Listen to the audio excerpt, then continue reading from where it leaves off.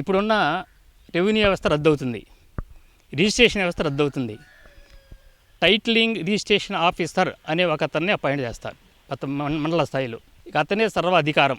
ఈ ఆంధ్రప్రదేశ్లో అతను పర్మిషన్ లేకుండా ఒక అంగుళం భూమి కూడా అమ్మటానికి వీలు లేదు. దోన పోయే దాయన అయినా సరే ఆ డిస్ప్యూట్ ఆస్తి మీద నాకు డిస్ప్యూట్ ఉందని చెప్పి ఒక లెటర్ రాసేస్తే అది డిస్ప్యూట్ రిజిస్టర్లోకి పోతుంది.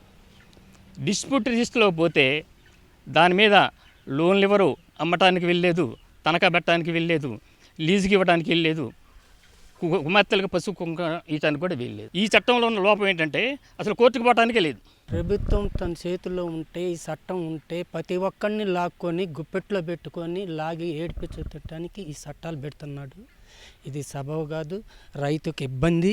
కాబట్టి ఆయన ఏదన్నా మంచి పనులు చేసి మంచిగా చేసి ఇది నేను చేశాను, ఇది మంచిది, ఇది చెడు అని చెప్పుకోవాలి. కానీ ఈ చట్టాలు మార్చి ప్రజలను ఏడిపించటం అనేది అది సబబు కాదు.